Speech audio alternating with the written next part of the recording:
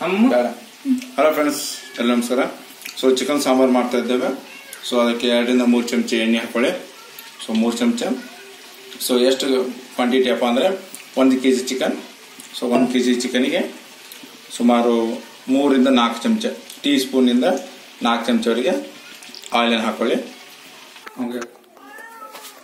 So ಇವಾಗ ಎಣ್ಣೆ ಕಾಯ್ದಿದೆ, chicken ಅನ್ನು ಹಾಕೋಣ.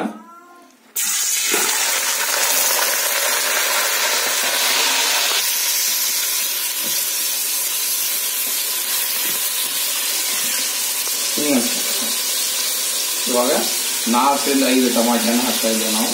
1 kg ಚಿಕನ್ಗೆ 4 ರಿಂದ 5 ಟಮಾಟೆ.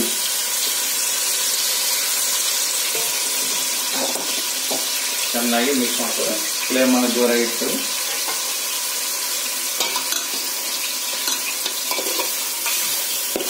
ರುಚಿಗೆ ತಕ್ಕಷ್ಟು ಉಪ್ಪು, ಸಣ್ಣ ಉಪ್ಪು ಹಾಕ್ತಾ ಇದ್ದೇವೆ. ರುಚಿಗೆ ತಕ್ಕಷ್ಟು ಅರ್ಧ ಚಮಚ ಅರಿಶಿನ. ಈಗ ಚೆನ್ನಾಗಿ ಮಿಕ್ಸ್ ಮಾಡಿ.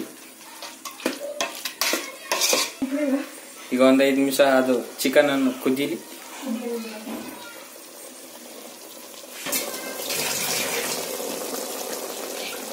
ಒಂದು 5 ನಿಮಿಷ ಪ್ಲೇಟ್ ಅನ್ನು ಮುಚ್ಚಿ ಕುದಿಯಲು ಬಿಡಿ.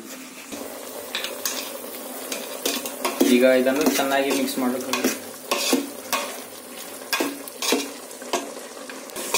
5 ನಿಮಿಷ ಬಿಟ್ಟು ನಂತರ ಇದನ್ನು ಮುಚ್ಚಳನ್ನು ತೆಗೆಯಿರಿ.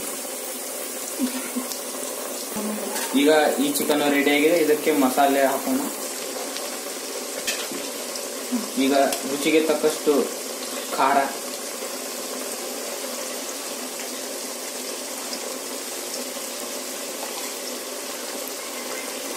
ಈಗ ಇದನ್ನು ಚೆನ್ನಾಗಿ ಮಿಕ್ಸ್ ಮಾಡ್ಕೊಳ್ಳೋಣ.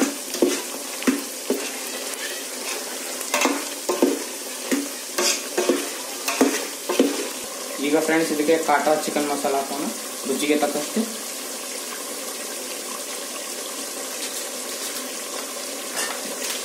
ಮತ್ತೆ ಕಾಟಾ ಗರಂ ಮಸಾಲ ಹಾಕೋಣ.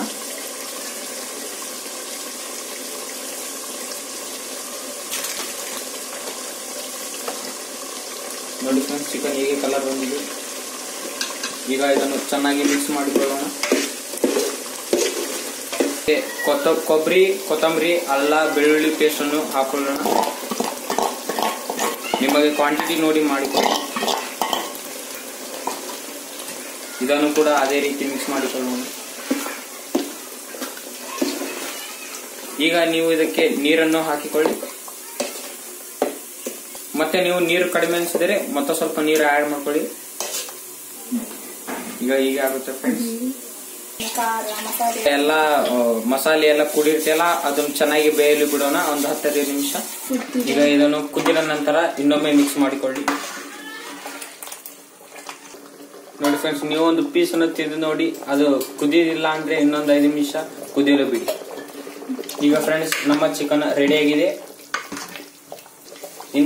ಇಂಥ ಮತ್ತೊಂದು ವಿಡಿಯೋ ಆಗಿ ನಮ್ಮ ಚಾನೆಲ್ಗೆ ಲೈಕ್ ಮತ್ತು ಶೇರ್ ಮಾಡಿ ಹಾಗೂ ಸಬ್ಸ್ಕ್ರೈಬ್ ಕೂಡ ಮಾಡಿ.